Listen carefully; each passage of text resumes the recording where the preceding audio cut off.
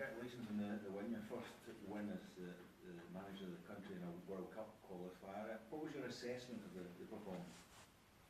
It was good. It was a good game. We picked a team that would be positive and get at them. We scored within the first 7-8 minutes, I think it was. We got the first goal, we got behind them, was good. We knew they would give us a tough game. They're a tough team, physical. You could see that. It was difficult to break them down, so it was important to get the early breakthrough. And then we had to be patient waiting on the second goal. And we were patient. We controlled the game reasonably well. Listen, they still had 1 or 2 chances, so we can do slightly better defensively, but things to work on. Pleased with the team tonight, pleased with the team overall in the first 10 days together was good. First camp, 5 points, second in the group. Okay, let's look forward to September and the next games in the World Cup.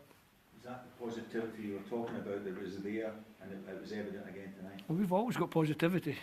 We sometimes get a little trickle of negativity coming from other areas, but within the camp, we're positive. We think we're a good squad. We think we can be a good team. We know we have to improve.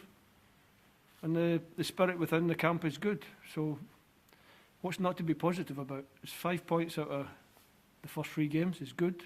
We've got the Euros to look forward to, which is the first time in 23 years we can look forward to a major tournament.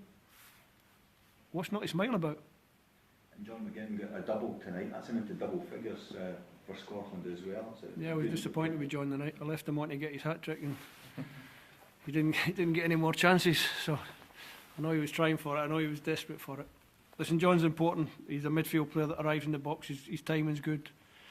His timing in the first goal was excellent. Great cutback for good little move down the left, and we had a lot of good moves down the left tonight. And good finish, as you would expect from John. He had another one later in the half where it was just coming onto his foot, and I think Lyndon got his toe on it and just put it away for him. And then obviously he arrives for the cross for his second goal, good header.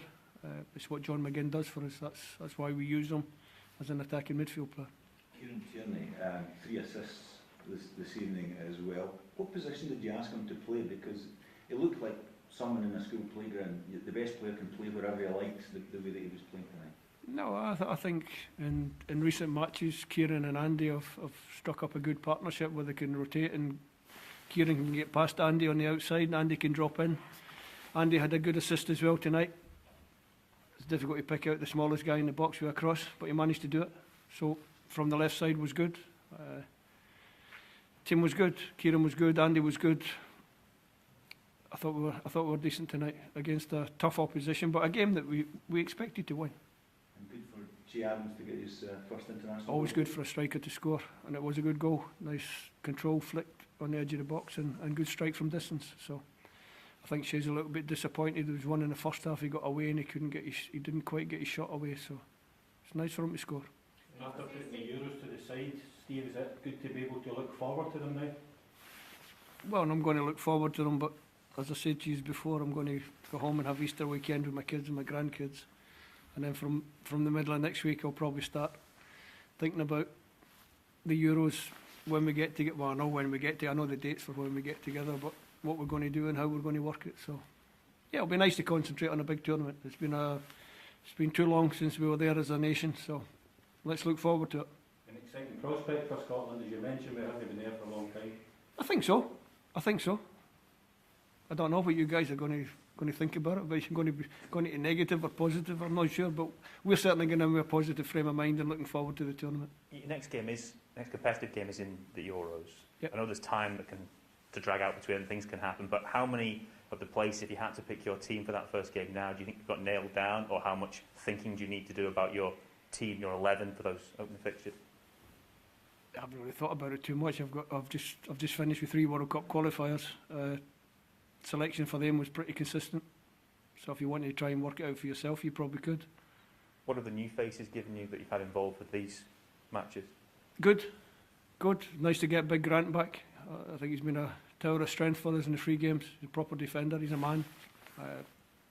It was good to get him in. Young Jack got a game and a half.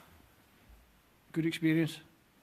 Kevin Nisbet got his first cap tonight. She obviously first cap, first goal. So it's been good. The additions to the squad have been good. I think I've shown with the selection in this camp that there is room for people to make a late bid. I'm not stuck on what I've got. So the places are still open. But obviously you have the nucleus of the squad that I pick all the time, and hopefully everyone can stay fit and healthy and make my choice as difficult as possible come the summer. Just on that, does David Marshall's situation, if it persists where he doesn't play, become a problem for the Euros? Obviously, he's been a big part of what you've achieved of late, but obviously hasn't played recently. I think David will get back in the Derby team, if I'm being honest. He's a good goalkeeper. Pleased with Craig tonight, and delighted with John McLaughlin. I like my 3 goalkeepers. I think they're good. I think John will play some games for Rangers between now and the end of the season. I'm sure David will play some games for Derby, and Craig will definitely play some games for Hearts. So goalkeeping situation I think is good. When you look ahead to the Euros, how hopeful are you that there will be some fans here for it? I think there's elections coming up, isn't there? I think there might be some good news just before that. So obviously we're hopeful we want supporters in. So it'd be great to get supporters in the stadium. Obviously, realistically, it's not going to be a full house, but if we can get some of the Tartan Army in, they'll make enough noise.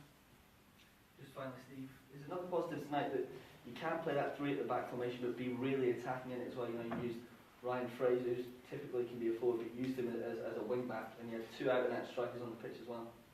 Yeah, it's good. It's good to have those options. I think people get a little bit hung up when you go 3 at the back, but 3 at the back is less defenders or less defensive players than 4 at the back. I think. I've always thought that anyway. You know, it's an attacking it's an attacking system. Yeah. Denmark played 3 at the Belgium played 3 at the back. They scored 8 goals. We played 3 at the back tonight. 3 at the back also gives you the option to put two strikers up front. It's more difficult when you to go with a flat 4-4-2 now in modern football. You always want to have at least 3 in your midfield. You want to be solid, but 3-5-2 can give you a little bit best of both worlds if it works.